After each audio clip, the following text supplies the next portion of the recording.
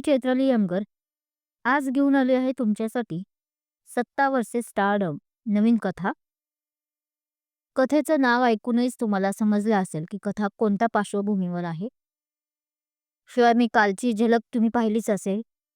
आशा करते तुम्ही कालची झलक पाहिलीच असेल. त्यावरून एकंदरीत तुम्हाला अंदाज आला असेल की कथा कोणत्या ह्याच्यावरती आहे. तर चला सुरुवात करूया. कथेतील प्रसंग हे पूर्णपणे काल्पनिक आहे. त्यांचा वास्तविक जीवनाशी काहीही संबंध नाही. तसे आढळल्यास निव्वळ योगायोग समजावा. धन्यवाद. यश, अरे ही काय हालत करून घेतली आहे तुझी? बेडरूम मधील लाईट लावत सुहास आत येत बोलतो. मग अजून काय करायला हवं आहे मी सुहास? पाहत आहेस ना काय चाललं आहे माझ्या आयुष्यात. गेल्या 2 महिन्यापूर्वी माझा धाकटा भाऊ अचानक आमच्या आयुष्यातून गेला. आणि आज आज माझं असलेलं सर्व अस्तित्व धुळीस मिळालं. तो आपलं तोंड उशीत खुटसत बोलतो. हो, मला सर्व मान्य आहे. पण असं हारलास तर कसे चालेल? तुला हारून उपयोग नाही. सुहास त्याच्याजवळ जातो व खांद्यावर हात ठेवत त्याला समजावतो. हे बघ, मला सध्या एकट्याला राहायचं आहे. तू प्लीज जा आता इथून. तो वैतागत बोलतो. ठीक आहे. ज्याचं करावं भलं तो म्हणतो माझंच खरं. म्हणून सुहासही वैतागत निघून जातो. प्रश्न पडला असेल की हा यश कोण, सुहास कोण? हो ना? ओके. चला मग ओळख करून घेऊयात. आधी कथेच्या पात्रांची. यश मुखर्जी, बॉलिवूड क्षेत्रातील एक प्रसिद्ध नाव. सध्या चालू वय 30 वर्षे. हिरो म्हटलं की समोर एकदम भारी व्यक्तिमत्व असलेली व्यक्ती येते, ज्याला बॉडी आहे. आत्ताच्या काळातील सिक्स पॅक अँड ऑल, दिसायलाही हँडसम. हो ना? तसाच होता हा आपला हिरो यश मुखर्जी, चॉकलेट हिरो. आणि सुहास हा त्याचा मॅनेजर कम चांगला दोस्तही. प्रत्येक सल्ला हा यश त्याच्याकडून घेत असे. यश, आज आलास बेटा? शेवटी आठवण आली म्हणायची तुला आपल्या म्हाताऱ्या आईची. आई त्याच्या डोक्यावरून हात फिरवत बोलते. दिल्लीत आपल्या घरी आलेल्या यशला पाहून त्याची आई सुहासिनी बोलते. आई, अगं तू तरी कमीत कमी मला समजून घे. तुलाही माहीत झालं आहे राज जसा गेला आहे तसं काय काय घडत आहे माझ्या आयुष्यात गेले 2 महिने.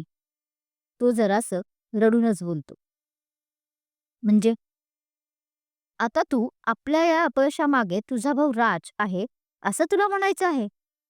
यश, राम मुखर्जी जुन्या काळातील बॉलिवूड वर राज्य करणारे आणि सध्या यशचे वडील आपला फोल्ड केलेल्या भाया मागे सरकवत चिडून बोलतात. पण डॅड, मी असं कधी बो तो काही बोलणार तोच राम त्याला हात करून शांत बसायला सांगतो. हे बघ यश, तू काय बोलतो काय नाही बोलत हे मला कळत नाही असं समजू नकोस. गेली 40 वर्ष मी या क्षेत्रात आहे.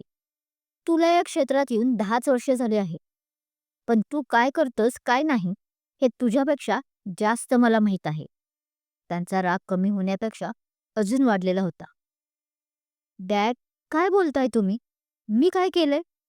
तो बोलतच असतो पण राम मुखर्जी काही ऐकायला तयार नसतात. दोघं जरा शांत बसाल का? आत्ताच आला आहे तो मुंबईवरून. त्यात अजूनही बाहेरची भीड काही कमी होत नाही. राजला जाऊन 2 महिने झाले तरीही मीडिया काही स्वस्थ बसायचे नाव घेणार. रोज नवीन प्रश्न, त्याला रोज नवीन उत्तर देऊन देऊन अक्षरशः मला वीट आला आहे. होता तेव्हाही त्याला सुखाने जगू दिलं नाही आणि तो शांतपणे सगळ्यातून गेला आहे तरी यांना सुख नाही. राम मुखर्जीची बायको सुहासिनी मुखर्जी यश व राजची मॉम हताशपणे बोलते. खूप नाराज असते मीडियावर. मीडिया वागतच असते तशी की नाराजच होणार कोणीही. राम मुखर्जी व त्यांची पत्नी सुहासिनी मुखर्जी 40 वर्षापासून गाजलेलं बॉलिवूड क्षेत्रातील एक नाव. प्रेमविवाह. त्यांना 2 मुलगे, यश व राज मुखर्जी. यश 30 वर्षाचा तर राज 25 वर्षाचा. यश व राज दोघांनाही आपल्या आईवडिलांचा वारसा मिळालेला. दोघंही एकापेक्षा एक सरस. बॉलिवूड रक्तातलंच. त्यामुळे दोघांनी या क्षेत्रातच नाव कमवायचं होतं. तेही आपल्या हिमतीवर. यश तसा या क्षेत्रात मुरलेला. पण राजला या क्षेत्रात येऊन 4 महिनेही झाले नव्हते की गेल्या 2 महिन्यापूर्वी त्याचा कार अपघात झाला आणि त्यात तो कायमचा सगळ्यांना सोडून गेला. पण या 4 महिन्यात जितकी त्याची बदनामी केली होती या मीडियाने, त्याच्यापेक्षा जास्त आता बदनामी करत होते. कारण मीडियालाही ही आत्महत्या वाटत होती. आता चिडचिड करून काय उपयोग आहे सुहासिनी? ज्यावेळी लक्ष द्यायला हवं होतंस तेव्हा तुला पार्ट्या ड्रिंक महत्वाचं होतं. तुला सांगितलं होतं मी, तो वाया जात आहे. सारखं ड्रिंक करत होता. राम आता सुहासिनीवर ताशेरे ओढायला लागले. राम, तुम्हाला काय म्हणायचं आहे? माझं मुलांकडे लक्ष नव्हतं? मग जर एवढंच वाटत होतं तर तर का नाही तुम्ही त्याला काही बोललात? अडवायचं होतं ना त्याला? शेवटी तुमचाही मुलगा होता ना? पण सुहासिनी गरीब बायको नव्हती की चुपचाप नवरा नाव ठेवेल आणि ती फक्त ऐकून घेईन. तिनेही त्यालाच सुनावले. काय चाललं आहे तुमच्या दोघांचं? तुम्हालाही चांगलंच माहित आहे यात चूक कोण आहे बरोबर कोण आहे ते. मग उगाच कशाला स्वतःवर ओढून घेत आहात? यश दोघांमध्ये पडत वैतागत बोलतो. हम्म, ह्याला जबाबदार ती मुलगी. ती मुलगीच आहे. जशी आली आहे आपल्या राजच्या आयुष्यात, तशी त्याच्याबरोबर आपल्या आयुष्याचीही वाट लावली आहे. गेले 2 महिने नुसतं नको नको करून सोडलं आहे. राम आता आपला राग थोडा शांत करत बोलतात. हम्म, पण आहे कोणती आणि कुठे असते? काहीच कसं तिच्याबद्दल हाती लागत नाही आपल्याला. गेले 2 महिने आपण प्रयत्न करत आहोत. सुहासिनी तर आता बरीच शांत झाली होती. तेच तर, गेले 2 महिने मी पूर्ण मुंबई दिल्लीच्या ब्रांचची मदत घेऊन तिला शोधते. पण दरवेळी ट्विटरवर ती नव्या अकाउंटने समोर येते. काहीतरी नवीन स्टेटमेंट असतं जे एका तासातच संपूर्ण जगभर पसरतं आणि ते अकाउंट हॅक केलं तरी हातात ना IP ॲड्रेस भेटतो ना त्या अकाउंटचे डिटेल्स. नाव मुलीचं असतं म्हणून आपण तर्क करतोय की ती मुलगी आहे. पण खरं काय खोटं काय काहीच समजेनासं झालंय. माझं तर करिअरही धोक्यात आले. यश अगदी डोक्याला हात लावून बोलतो. संजू, काय चाललं आहे तुझं? गेले 2 महिने मी पाहत आहे. नुसतं काम काम आणि काम चालले. जरा विश्रांती घेतली नाहीस? जरा म्हणून विश्रांती घेतली नाहीस. रुबीना आपल्या मैत्रिणीला फोनवरून ओरडत होती. अगं हो, मला माहित आहे. पण मी तरी काय करू? तू पाहत आहेस ना, यावेळी मला किती काम भेटलं आहे ते. आणि आता जर मी डिरेक्टरांना नको म्हणाले, तर माझं लवकरच करिअर संपुष्टात येईल. म्हणजे तुला चालेल का? ती मात्र तिकडून रुबीनाला विचारते. हो ग, तुझंही बरोबर आहे. पण असं किती दिवस? तुझी मॉम रोज मला कॉल करून सांगत असते, की त्यांना एकदा तरी दिवसातून कॉल कर म्हणून सांगायला. मी गेले 2 महिने कसं तरी टाळत आले आहे. पण मलाही आता काळजी वाटायला लागलं आहे. पण मलाही आता वाटायला लागलं आहे, की बास आता. निदान एकदा तरी कॉल कर दिवसातून. ती समजूत घालत बोलते. ओके, बघते मी.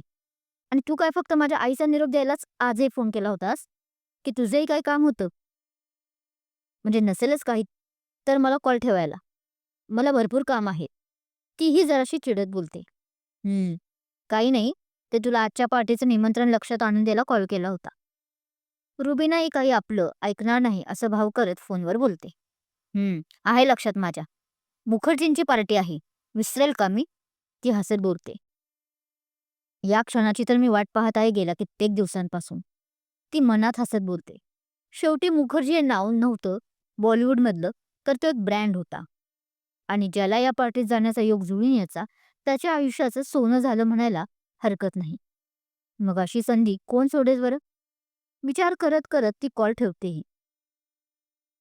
ही आहे रुबीना शुक्लाची खूप जवळची मैत्रीण संजना प्रधान. आणि ही आहे आपल्या कथेची नायिकाही. सध्या बॉलिवूडमध्ये नवा फीचर फेस म्हणून ओळखला जाणारा हा एकमेव चेहरा. एका रियालिटी शोमध्ये तिने भाग घेतला होता आणि त्यात ती रनरअप ठरली होती. आज राम मुखर्जी आपल्या नवीन प्रोजेक्टची अनाउन्समेंट करणार होते, ज्याचे डिरेक्शन अर्थात आपला हिरो यश करणार होता. दिल्लीत पार्टी ठेवली होती आणि म्हणूनच यश सकाळच्या फ्लाईटने मुंबईतून दिल्लीला आला होता. राज गेल्यानंतर मुखर्जींचा हा पहिलाच प्रोजेक्ट होता. संजना प्रधान मूळची साताऱ्याची, वय वर्ष 22, घरची साधारण परिस्थिती.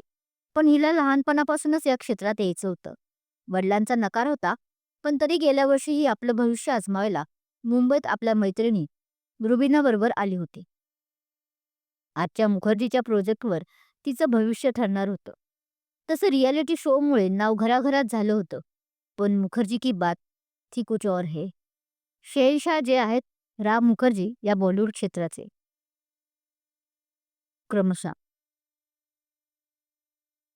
भेटेल का प्रोजेक्ट आपल्या हिरोईनला, की आणखीन काय घडेल पाटीत, हे जाणून घेण्यासाठी ऐकत